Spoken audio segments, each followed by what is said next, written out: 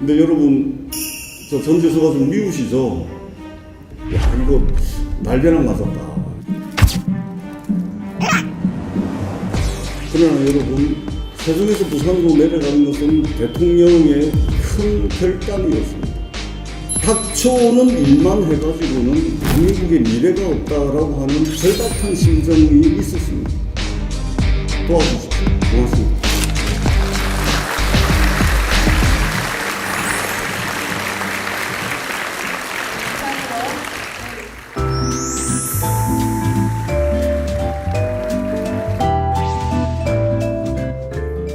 전재수입니다. 안녕하십니까.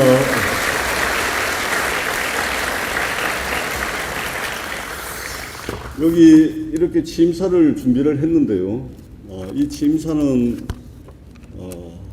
언론에 좀 배포를 해주시고 우리 해양수산부 내 뭐 공지 같은 거 올리는 데가 있죠. 거기에 좀 올려주시면 고맙겠습니다. 그렇게 준비한 취임사는 그렇게 좀 가름을 하고요. 제가 평상시에 가져왔던 생각들을 우리 공직자 여러분들과 함께 좀 나누고자 합니다. 제가 오늘 취임을 하게 되면은 이제 했는데 24번째 장관이죠. 23분의 해양수산부 장관이 아마 여기를 거쳐갔었을 텐데 이 23분의 장관님들 중에서는 아마도 물과 기름처럼 지내다 가신 분도 있을 테고 언제 왔다 갔지? 그런 느낌의 장관도 있었을 테고 야, 두 분 다시는 좀 안 봤으면 좋겠다. 이런 아마 장관도 있지 않았겠습니까? 아울러서 야, 참 그 사람 참 괜찮았다. 정말 괜찮은 장관이었다. 이런 분도 계셨을 테고 다른 거 몰라도 정말 실적과 성과 하나만큼은 확실하게 내고 가셨다. 이런 이제 평가를 받는 장관님도 계셨을 겁니다. 저는 과한 욕심인지는 모르겠지만 참 괜찮은 사람이었다. 뿐만 아니라 실적과 성과도 많이 낸 사람이다. 이런 이제 평가를 받고 싶은 욕심이 있는데 근데 여러분 저 전재수가 좀 미우시죠? 안 밉습니까? 서울에 있다가 12년 동안 세종에 둥지 틀고 이제 좀 자리 잡아가지고 안정적으로 국가와 나라를 위해서 국민을 위해서 봉사하겠다. 이 좀 안정적으로 좀 기반이 잡혀가지고 집을 사신 분도 계실 테고 또 부부 공무원이 돼가지고 이 세종의 틀을 잡고 계신 분들도 계실 텐데 서울서 세종 내려가라 해가지고 내려왔더니 또 부산 가락한다. 이거 제가 해양수산부의 공무원이라 하더라도 야 이거 날벼락 맞았다 이런 생각을 할 것 같습니다. 진심으로 그렇습니다. 그런 측면에서 볼 때 전재수 저 사람은 내가 겪어보지도 않았고 이야기 한마디 해보지 않았고 알지도 모르는 사람인데 일단 좀 밉다. 좀 미운 사람이다. 아마 이런 생각을 하실지도 모르겠습니다. 그것이 저는 뭐 인지상정이라고 생각을 합니다. 그러나 여러분, 세종에서 부산으로 내려가는 것은 대통령의 큰 결단이었습니다. 그리고 부산으로 내려가는 데 있어서 여러 가지 해결해야 될 과제들이 산적해 있는데 그것은 제가 풀어야 될 과제라고 저는 생각을 합니다. 대통령께서 이런 결단을 하신 것은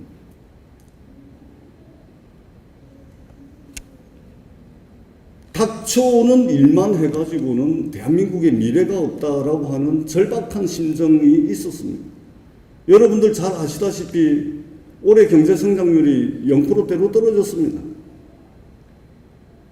우리가 가지고 있는 자원을 총동원해가지고 최적화된 형태로 조합을 하더라도 소위 말하는 잠재성장률이라고 이야기를 하죠.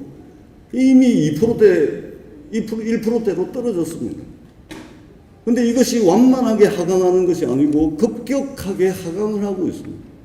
대한민국이 가지고 있는 이 일극체제, 서울 수도권 중심의 이 성장 엔진 하나만 가지고서 위태롭게 날고 있는 이 대한민국을 생각을 한다면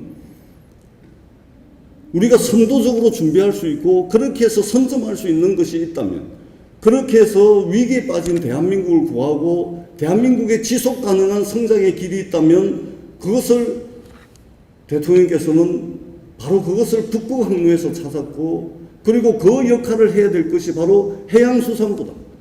그래서 상징적이고 실효성 있는 해양수산부를 부산으로 옮겨야 되겠다라고 하는 결단을 내린 것입니다. 출근하면 국가공무원으로서의 정체성을 가지고 나라와 국민을 위해서 봉사를 합니다. 국가공무원으로서의 정체성을 가지고 있는 것이죠. 그러나 퇴근하면 한 집안의 가장으로서, 아이들에게는 아빠, 엄마로서, 남편, 부인으로서, 부모님에게는 아들, 딸로서의 정체성이 있는데 국가공무원으로서의 정체성으로서는 이해를 하겠다. 그런데 이 3터는 어떻게 할 거냐? 대통령께서 큰 결단을 했지만, 그리고 우리가 해결해 나가야 될 과제들이 산적해 있고, 정주 여건은 어떻게 할 것이며, 아이들 전학 문제는 어떻게 할 것이며, 주택 문제는, 거주 문제는 어떻게 할 것이며, 산적해 있는 문제들이 많이 있습니다. 제가 윤병철 노조위원장님 뵙고 단식을 함께 머리를 맞대고 함께 좀 해보자라고 이야기를 하면서 단식을 해제를 하셨는데, 윤병철 위원장님께서 제게 몇 가지 우리 해수부 공직자분들의 사례를 제게 전해주시더라고요. 정말 저는 진심으로 공감했습니다. 저라도 그렇겠습니다. 그 사례들을 보면서 이게 만만한 문제가 아니구나라는 것을 느꼈습니다. 그럼에도 불구하고 해결하지 못하고 극복하지 못할 일은 저는 없다고 생각을 합니다. 여기 계신 분들과 함께 제가 아마 내일부터 업무를 하게 되면 엄청 바쁠 겁니다. 북치고 장구치고 해야 될 그런 일들이 있을 겁니다. 그럼에도 불구하고 여기 계신 우리 공직자분들과 함께 머리를 맞대고 우리가 당장 직면하고 있는 여러 가지 문제들을 해결하기 위해서 머리를 맞대도록 하겠습니다. 함께 소통하고 함께 얼굴을 마주보면서 머리를 맞대 나가면서 우리가 직면하고 있는 문제들을 해결하기 위해서 최선을 다하도록 하겠습니다. 정부가 동원할 수 있는 모든 자원을 동원해서 그동안 이전 공공기관 사례들이 있고 우주청 이전 사례도 있고 여러 사례들이 있습니다. 다 끌고 모아가지고 우리가 정말로 북극항로 시대를 선도하고 선점할 수 있는 그 역할에 충실할 수 있도록 여러 가지 문제들을 함께 해결해 나가고 장관으로서 최선의 노력을 다하겠다라는 약속을 여러분들께 드리겠습니다. 그리고 공직자 여러분, 하필 왜 부산이냐? 여러분들 잘 아시다시피 부산은 항만 인프라가 잘 되어 있습니다. 세계적 경쟁력을 가지고 있는 항만 인프라를 가지고 있습니다. 뿐만 아니라 세계 최강의 조선벨트를 가지고 있습니다. 울산, 부산, 거제도로 이어지는 이 조선벨트는 세계 최강의 기술을 가지고 있습니다. 해운 인프라는 또 어떻습니까? 270개 가까이 되는 컨테이너 전기 노선을 가지고 있습니다. 세계 항만 연결성 기준으로 하자면 대한민국이 세계 4위입니다. 뿐만 아니라 이 부산, 울산, 경남의 배후 지역에는 수출 산업단지들이 포진되어 있습니다. 여러분들 잘 아시다시피 울산의 자동차 석유화학, 부산, 울산, 경남의 조선산업, 포항의 철강산업, 그리고 창원의 기계, 첨단산업, 방위산업까지 배후단지에 많은 수출용 산업단지들이 가지고 있습니다. 이처럼 산업 인프라도 굉장히 잘 조성이 되어 있습니다. 뿐만 아니고 국립부산대학교, 국립부경대학교, 국립한국해양대학교, 국립창원대학교와 같은 이런 대학의 조선해양 관련 학과들이 수상 관련 학과들도 다 개설이 되어 있습니다. 인재를 공급할 수 있는 인재 인프라도 잘 되어 있습니다. 항만, 조선, 해운, 산업, 인재 인프라까지 부산을 중심으로 이 동남권에 잘 포진되어 있는데 그동안 각계약진했습니다.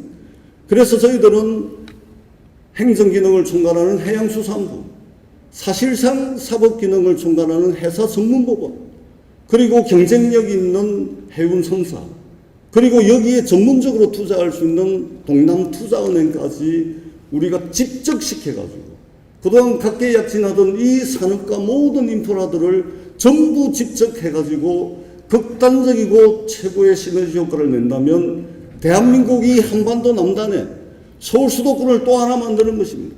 한반도 남단의 이 서울 수도권을 저는 해양 수도권이라고 앞으로 여러분들과 함께 부르게 될 것입니다. 그렇게 된다면 대한민국이 위태롭게 날고 있는 이 성장 엔진 하나를 가지고 위태롭게 날고 있는 이 대한민국이 새로운 성장 엔진을 이 동남권에서 해양 수도권을 통해서 성장 엔진을 하나 더 장착한다면 안정적으로 대한민국이 지속 가능한 성장이 가능할 것이다. 저는 그렇게 생각합니다. 많은 분들이 북극항로 여름이 언제 녹을 줄 알고 그렇게 이야기하느냐. 러시아에 대한 국제 제재가 지속되고 있는데 대러 관계, 러시아와의 관계없이 어떻게 러시아 연안의 북극항로를 간단 말이에요. 기항지도 없는 러시아에 그 새롭게 열리는 바닷길에 과연 상업적 가치가 있겠느냐, 경제적 가치가 있겠느냐, 부가가치가 생길 수 있겠느냐, 많은 분들이 의문을 제기합니다. 그러나 분명한 것은 얼음이 녹고 있고 새로운 바닷길이 열리고 있고 이 새로운 바닷길이 열릴 때마다 역사적으로 우리는 새로운 문명이 탄생했고 새로운 국제질서가 재편됐다는 것을 우리는 역사 속에서 확인할 수가 있습니다. 그렇기 때문에 마냥 앉아서 기다릴 수가 없습니다. 이미 중국은 컨테이너선을 운항하고 있습니다. 러시아는 전쟁이 끝나자마자 무려 40조 원에 달하는 투자 계획을 가지고 있습니다. 프랑스는 어떻습니까? 프랑스를 대표하는 선사는 환경 문제 때문에 북극항로 우리 돈이 많이 이윤이 남더라도 그쪽 북극항로 길은 이용하지 않겠다 합니다.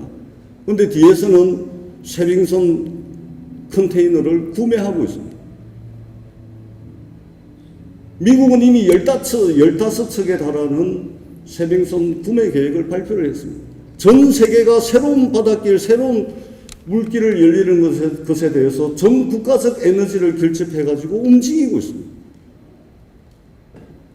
지정학적으로 이 북극항로의 가장 큰 혜택을 받을 수 있는 이 대한민국 남단, 이 인프라가 잘 돼 있는 여기에 우리가 조금 더 준비를 한다면 경쟁하고 있는 세계에서 우리가 주도적 위치, 그렇게 해서 북극항로를 선점할 수 있다. 이런 믿음과 확신을 저희들은 가지고 있습니다.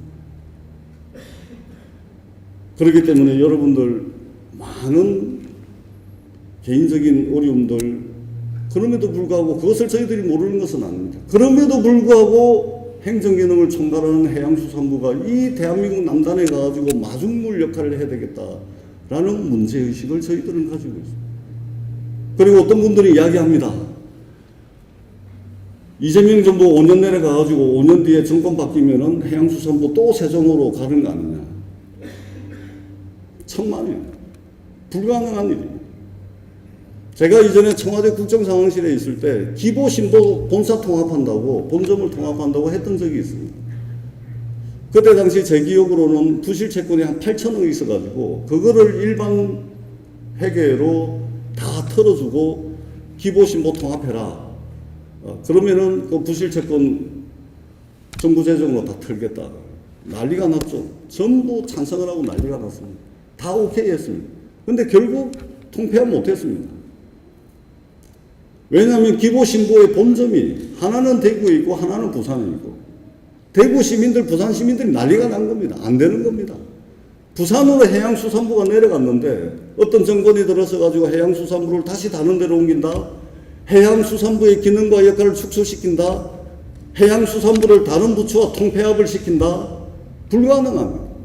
여러분들 잘 아시다시피 해양수산부는 통폐합의 역사를 가져왔습니다.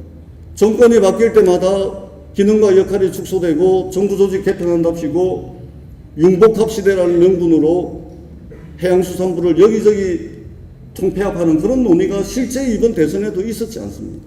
그런데 부산으로 내려가면 이 해양수산부는 절대 없어질 수가 없습니다. 기능과 역할이 축소되는 일도 없을 겁니다. 영원한 부처로서 다른 부처는 다 통폐합이 되거나 기능과 역할이 조정될 수는 있겠지만 해양수산부는 그것은 불가능합니다.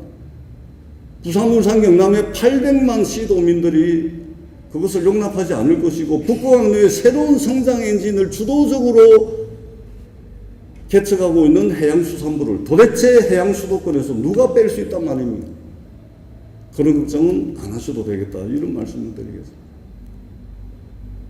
다시 한번 우리 해양수산부 공직자 여러분, 그리고 해양경찰청의 공직자 여러분,